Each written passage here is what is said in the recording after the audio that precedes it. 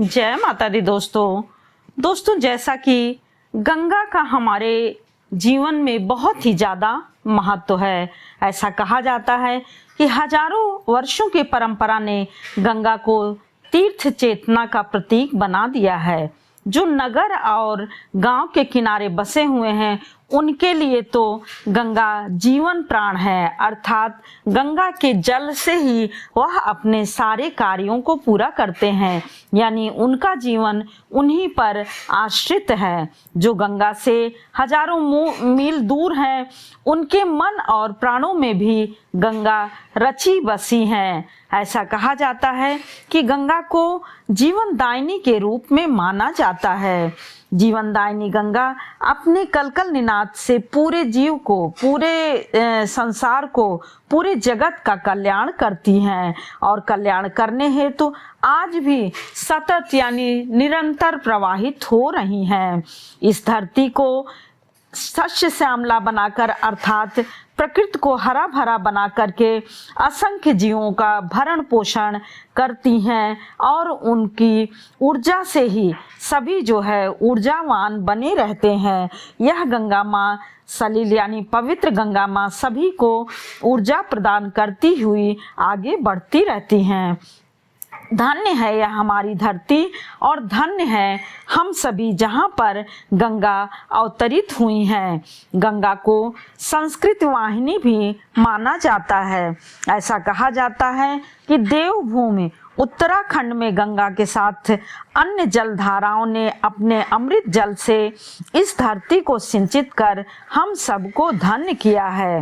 वास्तव में गंगा के द्वारा ही हमारी सुख समृद्धि संस्कृति पल्लवित एवं पुष्पित हुई है। इस प्रकार से गंगा को तरह तरह के नामों से पुकारा जाता है।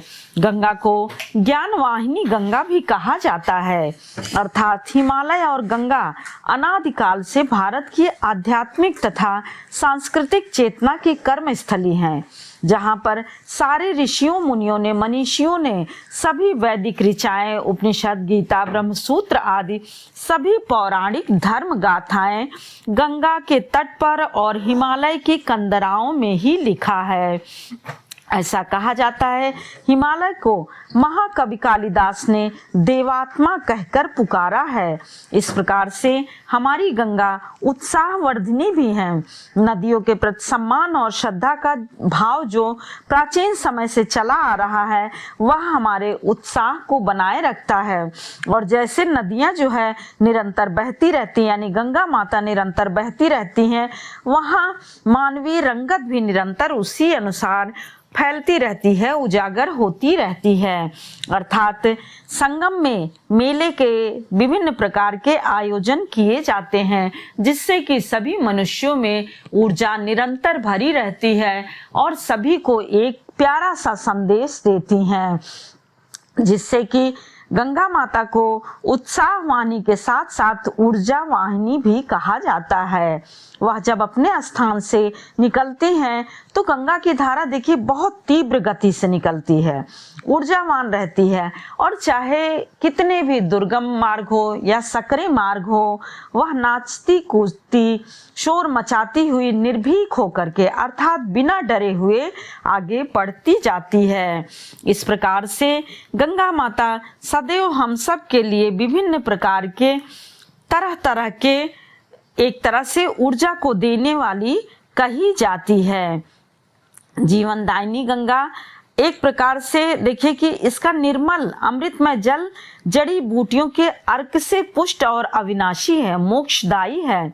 पुराणों में इसके अनेक महिमा गान भी किए गए हैं। देवी सुरेश्वरी भगवती गंगे त्रिभुवन तारिणी तरल तरंगे, भीष्म जननी हे मुनिवर कन्ये पतित निवारिण त्रिभुवन धन्य। हे देवी भगवती गंगे, तुम देवगण ईश्वरी हो, तरल तरंगमयी त्रिभुवन तारने वाली हो। हे भीष्म जननी, जाह्नू ऋषि कन्या पतित पावनी होने के कारण तुम त्रिभुवन में धन्य हो। हे गंगा माता, तुम धन्य हो। हर तरह का जीवन में कल्याण करने वाली गंगा माता तरह तरह से सभी जीवों का कल्याण कर रही है। और सभी नदियों में, सभी एक तरह से जलों में सर्वाधिक पवित्र गंगा जल माना जाता है।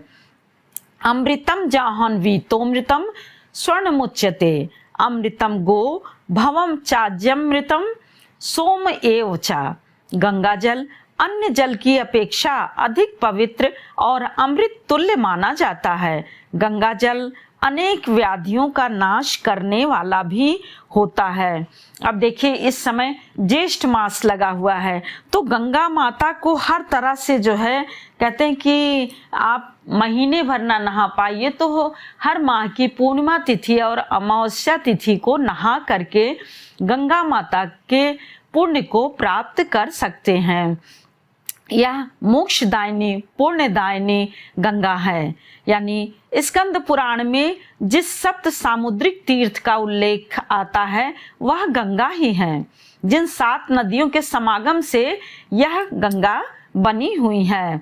अर्थात गंगा जो है इतनी महत्वपूर्ण है कि जो कभी रुकती नहीं है, निरंतर गतिमान रहती हैं और सदैव चलती रहती हैं और सदा पवित्र रहती हैं। जो नहीं रुकता है वही पवित्र रहता है और लोक का कल्याणकार यानी कल्याण करती रहती हैं। ऐसे अतुलनीय प्रतीक के साथ गंगा माता को हम याद करते हैं, उनके आध्यात्मिक शक्ति पुंज को याद करते हैं जो हमें भगवत पद तक ले जाता है और उसके दर्शन को दर्शाता है, अंततः मोक्ष भी दिलाता है। गंगा का इतना ज्यादा महत्व होता है।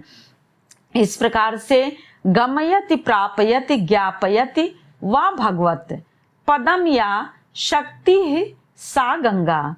गम धातु व गा वर्ण से उपजे गंगा शब्द के स्मरण मात्र से ही मोक्ष मिल जाता है। ऐसा कहा जाता है कि गंगा का नाम ही स्मरण कर ले तो मोक्ष की प्राप्ति हो जाती है।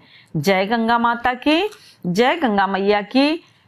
एक अब वीडियो को लाइक करिए, सब्सक्राइब करिए और बेल बटन जरूर प्रेस करिए जिससे कि नोटिफिकेशन सबसे पहले आपके पास आए। और यदि यह जरा भी सहायक हो तो कृपया शेयर करना बिल्कुल भी ना भूलें। और यदि यह जरा भी सहायक हो तो एक लाइक, शेयर, कमेंट जरूर करिएगा जिससे कि हमें आगे बढ़ने का अवसर प्राप्त होगा। जय गंगे मैया।